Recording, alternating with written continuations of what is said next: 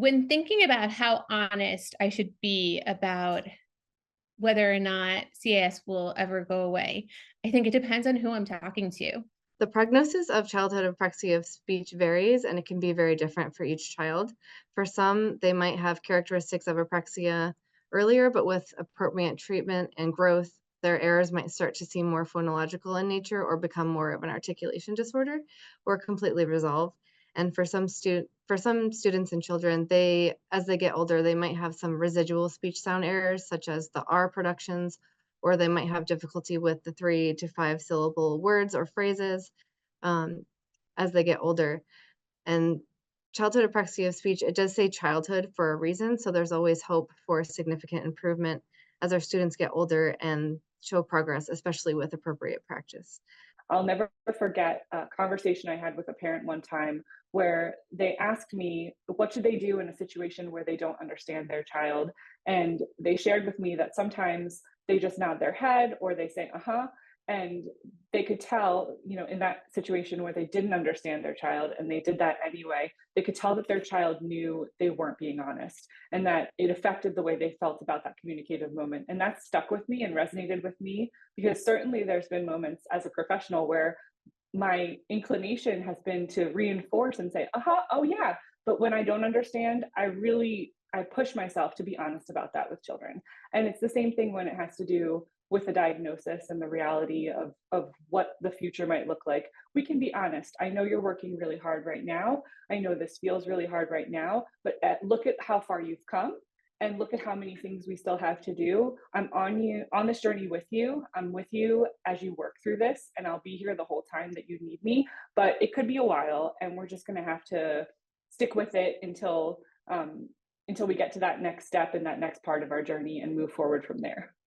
If a child knows that there's something different, for example, with our son, we told him he was going to have to work harder than any other kid in his class. So it wasn't a surprise when things didn't come easy or there were challenges along the way. So in our method, we went with honesty. Do I think it works for everyone? No, I think it depends on your family, the situation. Um, so I think it's an individual decision, but honesty worked for our family. For me, for my son, now that he's 12, sometimes the discussion of you have a diagnosis of childhood apraxia of speech, and that is a neurologically based motor speech disorder, allows me to quantify and provide him with insight as to why certain things might be more difficult for him. He has a twin sister who does not have a diagnosis of CAS, and sometimes when things come up just in the general education or when he's doing his homework or he's taking tests, it allows me to be able to help him understand that this is not something that's going to disappear, like an articulation or a phonological disorder that he may see his friends have. But when we're questioning why spelling might be a little bit more difficult, or why handwriting might be a little bit more difficult, or why narrative language, why things might be a little bit more difficult for him to explain, it gives him a solid understanding of why things might be more difficult for him rather than just him thinking that there's something wrong with him. Even though apraxia is a lifelong disorder, it doesn't have to define them. There's still individuals with talents and strengths that they can use to push through whatever struggles they might have related to apraxia. So I think they should be honest, but in a positive way. While honesty itself is important, it often needs to be coupled with two things: hope and encouragement. The truth alone isn't enough. You got to have hope and encouragement. So while we know that CAS will never fully go away, that fact on its own might be discouraging to a child who's probably already been working in speech therapy for a long time, possibly even years.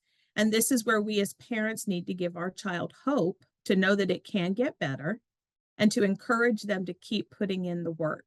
We need to help them see that where they are today may not be where they are a year from now or 5 years from now, and so on.